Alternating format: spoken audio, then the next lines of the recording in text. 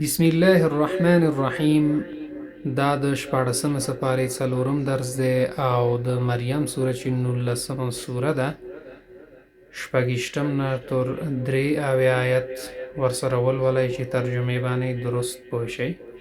اعوذ بالله من الشیطان الرجیم. وقری او یخې کړه ته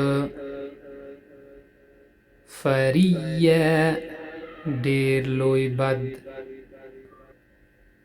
اراغب انت آیا ډډه کوونکی یې ته، ملیه اوږده زمانه، حفیه ډیر مهربان، واصطبر او ځان کلک کړه، سمیه مفهوم دی چې هم نومه یا هم نام، جثیه په ګونډو پراته، صلیه مفهوم دی د ننوتلو او سوځولو، ندیه په مجلس کې.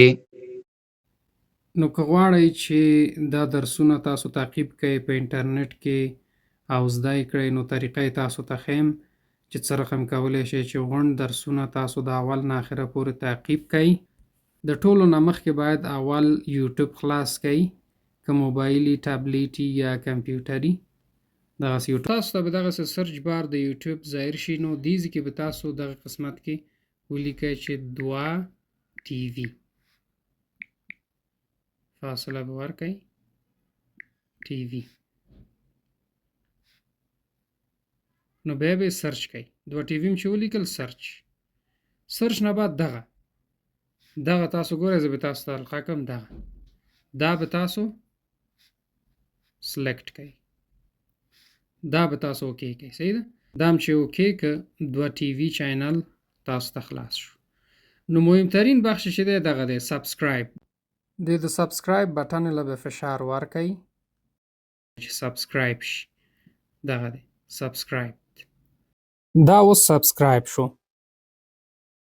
بعد د دې نه چې دا سبسکرایب هم که، نو دا ډیر مهم ځکه دی سبسکرایب چې تاسو ته به همیشه د دې معلومات راځي. کومه ویډیو چې د درس باره کې راځي، نو تاسو ته حتما معلومات راځي چې نوې ویډیو راغلې، تاسو کولی شئ خپل درسونه تعقیب کړئ. نو دې نه بعد به موږ پلی لیست سلیکټ کړو. پلی لیست هم چې انتخاب کړه، دې کې غونډ درسونه دي. پلی لیستونو کې غونډې سپارې شته، مثلا 14مه سپاره شوه، 15مه شوه، 14مه شوه، هره سپاره مثلا اول پورې، 4مه سپاره شوه، دا د اول جز اوله سپاره. نو په طور مثال مثلا 11مه سپاره به زه انتخاب کړم. اوس دې کې چې دي دا درسونه دي، مثلا هر درس چې تاسو پکاري، مثلا 2م درس دی، مثال دا 2م درس دی. اعوذ بالله من الشیطان الرجیم. دا د 11مه سپارې 2م درس دی او د سورة التوبه چې 9مه.